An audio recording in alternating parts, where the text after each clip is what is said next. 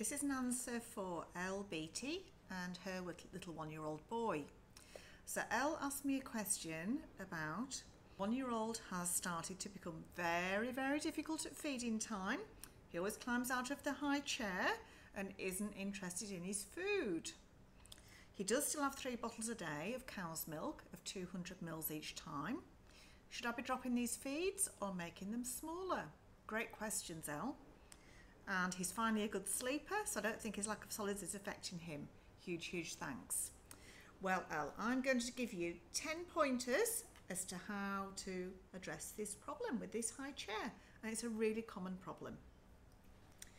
So, number 1 is it the high chair that's the problem? Is it comfy? As they get older, around 18 months or even before, they might even want a booster seat. So toddlers are starting to experience independence. So it might be that it doesn't like being strapped in and contained. However, they do eat better in a high chair and sat at the table. So point number 2 is it's really important to eat with him.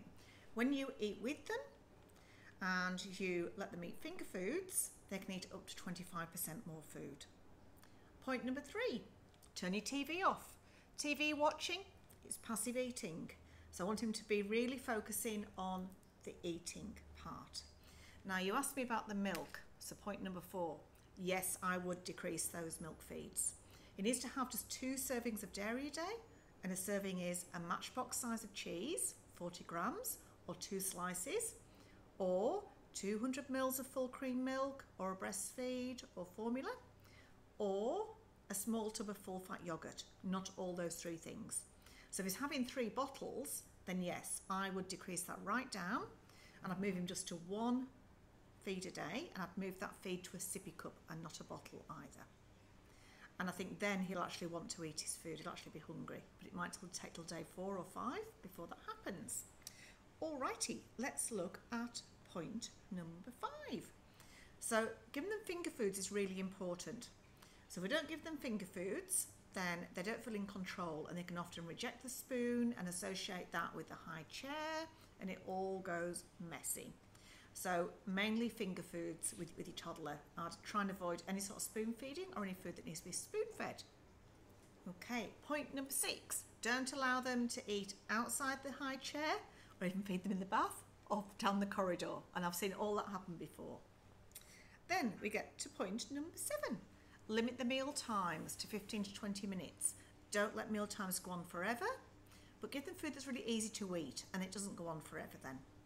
And point number 8, give them food that they really like. So once we start to give them different foods, that this high chair refusal can start to happen and meal times can become really messy. Point number 9, praise what they're eating. So a bit of high five, fist pump, yay, well done. Because when you do labelled praise and tell them what it is that they've done, you praise them for effort, and then you're more likely to get compliance. So labelled praise that compliance of the high chair.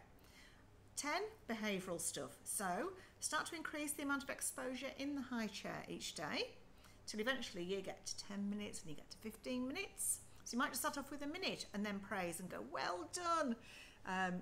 Whatever his name is, Xander or Josh or whatever, for sitting in your high chair. I'm so proud of you, high five. And hopefully those 10 pointers will get you to where you need to be, Elle. So hope you like my answer.